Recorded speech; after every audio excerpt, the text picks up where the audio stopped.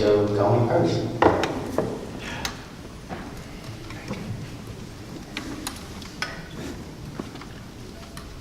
Minority Speaker, Deborah Brown. Deborah. Good evening, President of the Council, my fellow council members, and to all of you here tonight.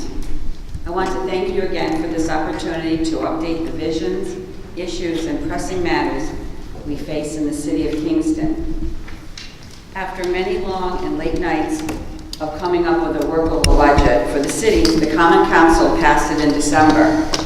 A lot of line items were discussed and debated. Department heads were interviewed and asked to make adjustments whenever possible. We were working with a lower tax cap requirement from Albany. This made the process more onerous, with so much needed for the city left on the table. Our wish lists for the future now become urgent concerns for the present. As you are well aware, we have had an ongoing battle to keep our infrastructure functioning. Many anticipated failings, in addition to unexpected breakages, has put a strain on our finances and the employees directly involved.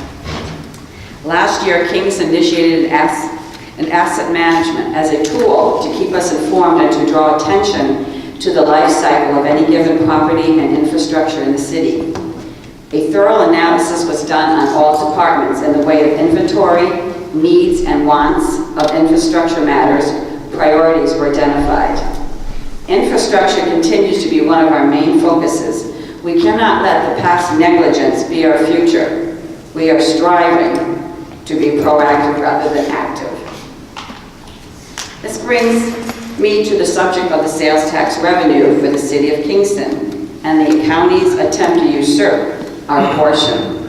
For many decades, Kingston has been the beacon for the poor, elderly housing, social services, and low-income housing. We have been sensitive to those needs, but these cost money. The taxpayers in Kingston had absorbed those bills via taxes on the city residents. Taxes which had continued to rise as the needs became greater. In addition, we provided services to 33 county-owned buildings which are tax exempt. Last year, the county and SUNY Ulster opened a campus at the former Sophie Finn School on Marys Avenue. It was a great project, but it's also tax exempt. Our tax foreclosure list grew as residents could not afford to pay the taxes. It was with relief to the city that the county took over the safety net costs and election expenses. We were finally able to start getting our head above water. During those talks of transferring the costs, no mention was made of the county claiming a stake to a bigger piece of the pie after the fact and going forward. And now they're asking us for a greater percentage of the sales tax revenue. I am encouraging the county to realize the impact to the city if they want to break with the status quo of what has been in place for many years. If the city fails, so does Ulster County. I do have one question. If the finances of the county coffers need to be filled, why the salary increase for legislatures along with medical coverage? I know there will be rumblings on the county level that the raises are a small part of their budget. I say it's all about perception. It all adds up. The real estate market appears to be on the upswing in Kingston for the commercial parcels. Several of our commercial properties have sold in recent months. An exciting addition is a food emporium which is going into the old Woolworth building in Uptown. The new owners have spent millions in renovations preparing for the new vendors. This was a building that was languishing on the real estate market for many years, and now it stands to be a vibrant asset to the Uptown businesses. The Rubco project on Cedar Street is moving forward, which will encompass housing the lower and moderate income households. The Lace Mill Factory building, once an eyesore, is now apartments to artists. They have been a welcome presence to the Midtown neighborhood. Along with the artists comes artist-related manufacturing. Within 1 block of the Lace Mill housing are other thriving businesses dedicated to the arts.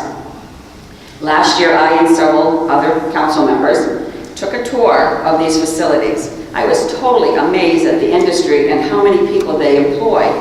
Over 60, hopefully plus more. We are grateful to the arts community for their contribution to our local economy and the enthusiasm they bring.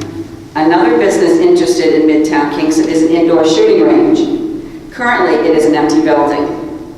This is a unique idea and fills a niche. The owner, Dr. Sawyer, is in the process of a major renovation to accommodate his vision. It would be one of the first in our area in recent years. His customer base would be licensed gun owners. Law enforcement agencies would have access to the facility for required training and for maintaining their skills. With the police academy now located at the SUNY Ulster campus on Marys Avenue, this would be a welcome addition to their curriculum. We as a city cannot afford to discriminate against or discourage the entrepreneurial spirit. We should welcome new business with open arms. Let's not send a message that we are a difficult city to deal with when it comes to new economic growth. There are a lot of other cities who are vying for any kind of new businesses and economic development. We do not have the luxury of discouraging them from coming here with their innovative ideas. Other projects in the work is building a better Broadway. Yes, it is a controversial project, but I am hopeful that all the concerns will be worked out in the ensuing years. It will be completed in stages. We have a major renovation going on at the Kingston High School campus, which is long overdue. The building was falling into disrepair after many years of neglect, which was due to budgetary concerns and the need to hold taxes down. It has finally come to the point where the problems will no longer be ignored or denied. Unfortunately, now it comes with a bigger price tag. The Kingston Green Line is moving forward with great anticipation. A lot of dedicated volunteer workers are making that a reality. And the same with the Catskill Mountain Railroad, which unfortunately has seen its plans revised. No matter what side of the controversy you are on, there is no denying it has brought a stream of revenue and tourism to the county and to the city of Kingston. The traffic signals are now in place in Washington Avenue. And my favorite, the Flatbush and Route 32 intersection. You no longer have to sit there for like 20 minutes waiting for the lights to turn. So it was great that was done. The Washington Avenue sinkhole is in the midst of construction, which hasn't been problem-free, but it is in progress. This speech would not be complete without thanking the fire department for their services. In recent years, our fire department has been participating in disaster training and acquiring the skills to protect the city against major disasters. One major disaster is on the rails and tankers that transport the vacuum crude oil through the heart of Kingston. With the possibility that a derailment of this car could cause a massive inferno, our fire department has devised, in conjunction with Ulster County and the state, a response plan.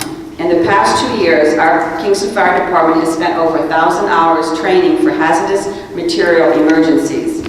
With a derailment being the worst case scenario, this issue brings me to the next concern we as citizens face with outside entities affecting our quality of life. I am talking about the Pilgrim Pipeline. Recently, the Common Council unanimously enacted a memorizing resolution against the pipeline. This project would transport oil, petroleum products, from New Jersey to Albany, New York. Pilgrim is currently going through the process of a permit and environmental approval, with New York State being one of the co-lead agencies for the environmental review. With obvious reasons, this is not a project in the best interest for Kingston. With an underground pipeline running alongside the thruway, and you got the railroad coming through the heart of the city, the most dangerous would be the vacuum crude oil. Currently, this oil is already being transported by rails through the city of Kingston. Why would we want to double our risk of the worst case scenario, leakage with contamination, and major explosions upon our city? Brings new meaning to the saying, rings of fire. The Building and Safety Divisions, under the direction of Kingston Fire Department, has done a fine job in addressing the code violations of structures within the city limits. We have seen how derelict buildings and neighborhoods bring down property values of surrounding homes, and this department has a task of abating those concerns. DPW maintains our streets and infrastructures. We have a tendency to take them for granted, but we all know who we call for a water or sewage line breakage and how relieved we are once they are repaired and back in service. And let's not forget the plowing, which we have been fortunate this year to be less of a task. Most recently, we have counted on the DPW workers to offset the cost of infrastructure repairs before we have to call in the big guns. A thank you to all employees at City Hall who do their jobs and keeping the City Hall open and functioning for all of our residents. Kingston Police Department, along with the Sheriff Department, has had a daunting task in holding back the drug trade, which has made its presence in Ulster County. We as citizens need to appreciate their service as they do things in the line of duty most of us would abhor. To hide our heads in the sand and not acknowledge the heroin problem, the drug of choice, is foolhardy. I've had conversations with state legislatures and medical providers regarding these concerns. All recognize that the police unfortunately have to be enforcers of the law, medical providers in the field with administering the antidote for drug overdoses, and act as social workers in addressing the drug and mental health issues of our citizens. This is unfair and not the right solution for our law enforcement agencies and to the victims of a drug and alcohol addiction. We have a problem, as we can see by the obituaries and news reports. Our youth and young adults are dying from overdoses or accidents related to their addiction, and also suicide. Quite a few of the drug deaths go unreported just because of the nature of the death. I'm asking for a call of action from the county and city, starting with a major dialogue of all agencies involved, to combine resources to address this problem. Right now, we have several agencies and coalitions offering services, but they really do not connect to each other. We need a gatekeeper to inform, advise, and refer to the appropriate service or agency in a timely manner. The same can be said for our citizens in need of mental health services. We are fast approaching a crisis mode. We need more detox centers, sober living housings, inpatient and outpatient rehab facilities, and safe havens for our mentally ill. Not just evaluate, medicate, and release to the streets. Jail should not be the only option. Recently, the city of Ithaca is moving forward with an approach to drugs and drug policies that crosses new territories for their city, New York State, and the United States. The plan targets 4 areas: prevention, treatment, harm reduction, and law enforcement. It calls for methadone clinics, more Suboxone prescribers, and a law enforcement-assisted diversion program known as LEAP. It is a culmination of a year and a half of work after the mayor convened a group of community experts and leaders. We are fortunate to have a local office of our senator from New York State here in Kingston. Senator Amador is chairman of the New York State Alcohol and Drug Task Force and co-chair for the Heroin Task Force. Additionally, another Ulster County, New York State Senator, Jim Seward, is the chair of the New York State Insurance Committee and a member of the Heroin Task Force. We need to have insurance companies pay for longer care in our inpatient, outpatient rehabs, much like they do for cancer treatments that can sometimes be endless depending on the diagnosis. Take away the stigma and the misconceptions of mental illness. At the same time, health insurance companies need and should be required to address the mental illness health coverage with more than a cursory glance at the problem.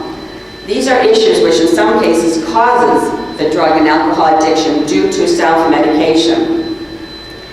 With the expectation that Kingston Hospital might be closing, this would be a good time to cultivate and explore the idea of using it as a facility, either as a private or public entity, with the help from the state level. Not to be insensitive to this subject, but this would bring good jobs to Kingston. We could be helping to treat the addicts while at the same time bringing new careers and employment to the city. There's a great need for both. Lastly, on the subject, I urge all to contact our representation to the state and offer support for recent bills being presented to the New York State in addressing these concerns. These bills originally were submitted last year and passed the Senate floor, only to die on the Assembly floor. Senator Amador once again reintroduced them in January of this year. These package of bills were introduced to help decrease the heroin deaths and put more drug dealers behind bars for peddling dangerous opioids. It would have enhanced treatment options for opioid abuse. Collective voices need to be heard to convince Albany of this urgent matter. I would start with the Assembly and find out why it did not pass. I have a list of bills with me tonight if anybody would like to see and read the details of each individual bill. Kingston is a city that does care for its citizens. We are a diverse city with many issues, but I am certain we all have our eyes on making the city great again. We have special interest groups that draw attention to the arts, the environment, economic business development, and quality of life issues. We will have debates and disagreements, which sometimes will be emotional, heartfelt, and seem impossible to overcome. I am certain that every one of us that ran for alderman because we want to make our home safe, secure, and financially sound. We may disagree on how to get there, but we all have the same final destination in mind. Thank you.